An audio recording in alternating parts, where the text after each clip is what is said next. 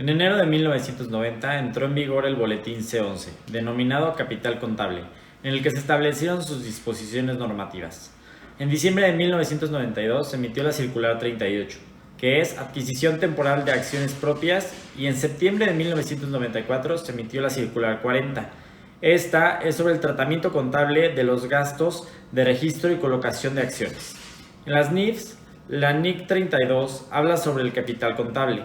Algunos temas relacionados con dicho capital se intiman en la NIC 1. Se emitió el NIF C11 para actualizar varias disposiciones normativas como splits inversos e escisiones. La NIF C11 se basa en el marco conceptual de las siguientes NIFs. NIF A3, que son las necesidades de los usuarios y objetivos de los estados financieros. La NIF A5 son los elementos básicos de los estados financieros y la NIF A7 es la presentación y revelación. El objetivo de esta NIF es establecer las normas de evaluación y presentación de las partidas que integran el capital contable. Las disposiciones de esta NIF son las aplicables a las entidades lucrativas que emiten estados financieros en los términos establecidos por la NIF A3. La NIF A5, que son los elementos básicos de los estados financieros, establece que desde un punto de vista legal, el capital contable representa para los propietarios de una entidad lucrativa su derecho sobre los activos netos. De acuerdo al origen, el capital contable se clasifica en dos: el capital contribuido y el capital ganado. El capital contribuido está constituido por aportaciones que hacen los mismos propietarios de la empresa. En esta también se incluye el capital social, el cual es un importe de las acciones pagadas y suscritas por la empresa, las aportaciones en especie, que reconocen el valor de los activos o pasivos asumidos por los mismos accionistas, las aportaciones para futuros aumentos de capital, y esta cambió, según el artículo, en el boletín C11 anterior, lo cual es importante mencionar porque nos indica que es algo que constantemente se está actualizando.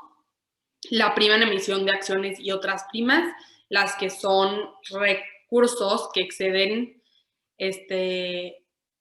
el valor nominal en las acciones y por ende se ponen en el capital contribuido.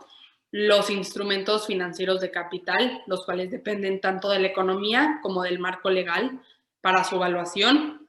Los gastos de registro y emisión de acciones, y pues son diversos gastos de la empresa.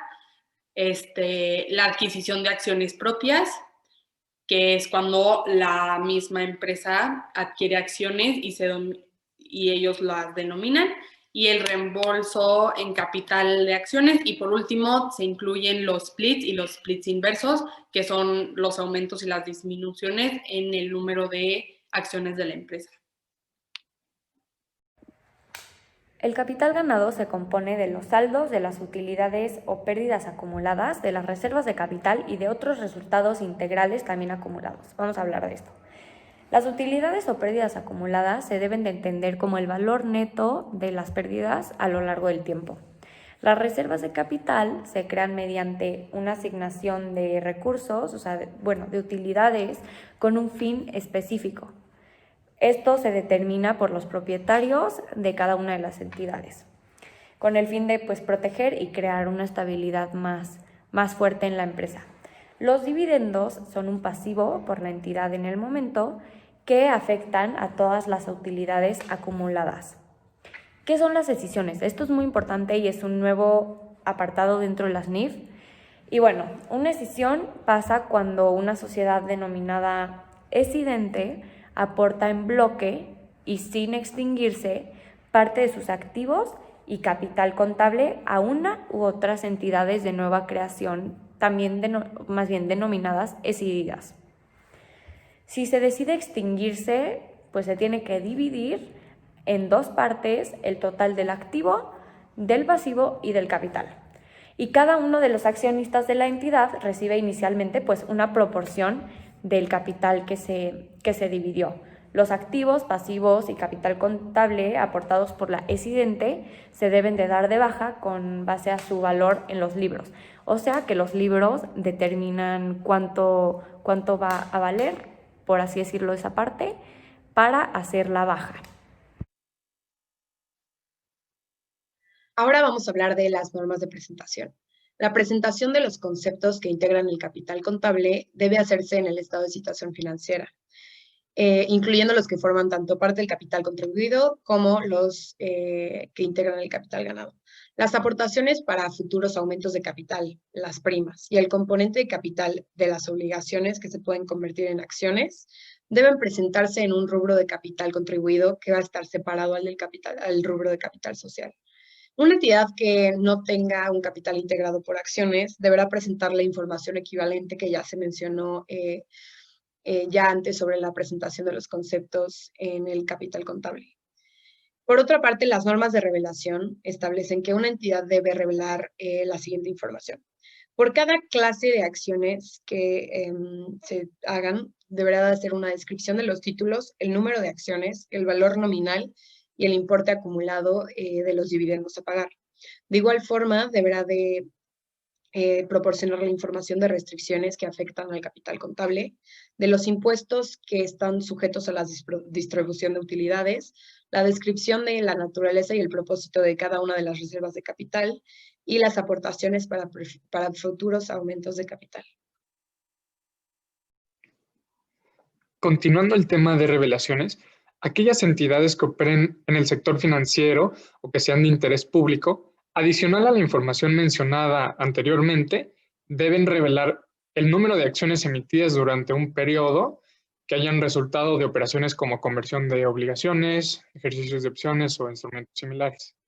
Conciliación de número de acciones al inicio y al final de cada periodo, número de acciones emitidas por la entidad o por cualquiera de sus subsidiarias, opciones para la emisión de acciones, gastos del periodo que resulten de la emisión, la colocación o el registro de las acciones.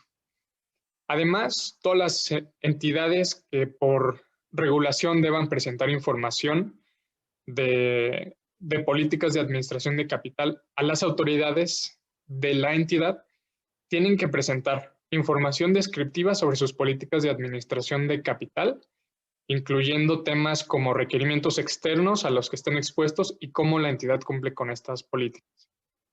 Un resumen cuantitativo sobre la administración del capital, los cambios en el periodo, el cumplimiento de los requerimientos externos de capital y en caso de que no se cumpla con esos requerimientos, debe reportar las consecuencias de los incumplimientos.